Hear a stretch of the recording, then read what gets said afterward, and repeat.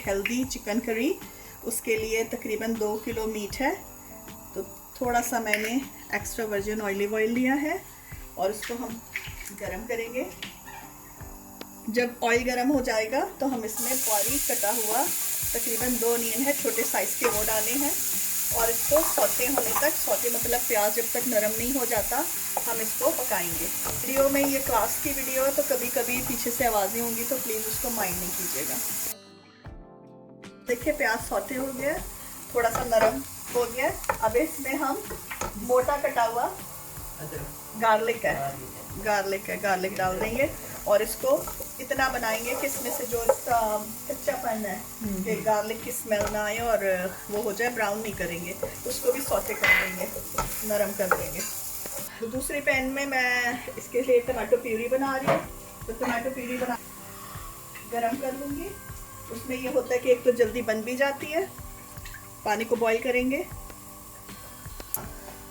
इस तरह हम थोड़े से पानी में टमाटर उल्टे करके रख देंगे जो हमने इस कढ़ाई में डालने होंगे। जब ये इतना पक जाए कि इसका छिलका उतार सकें तो हम छिलका उतार के इसको ब्लेंड कर लेंगे।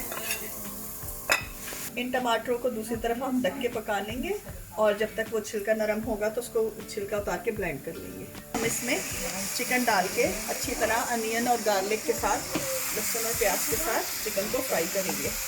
ये देखें कि ये तकरीबन हमारा चिकन उस ऑयल और उस अनियन के साथ अच्छी तरह फ्राई हो गया, इसका कलर चेंज हो गया है। अब हम इसमें हल्का सा सॉल्ट डालेंगे अपने टेस्ट के मुताबिक और बारीक कटी हुई हरी मिर्च डलेगी। ये मैंने 7 से 8 डाली हैं, तकरीबन 1 और 2 टेबल स्पून है ये 2 किलो चिकन में। और इसके साथ मैं डालूँगी 1 टेबल स्पून लाल कुटी मिर्च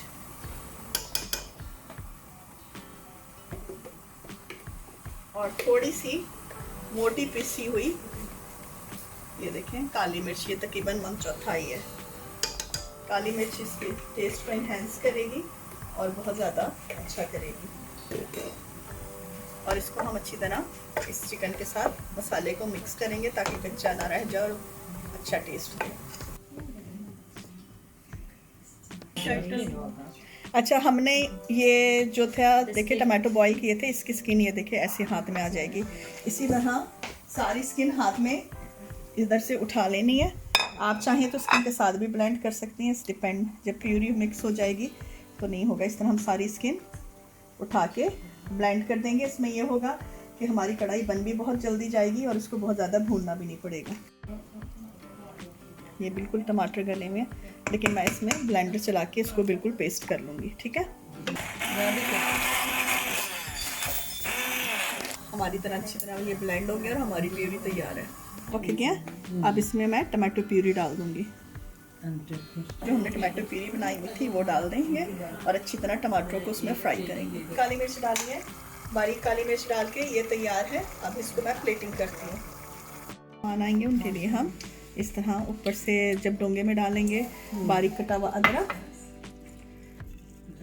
धनिया और थोड़ी सी साबुत हरी मिर्चें डाल देंगे।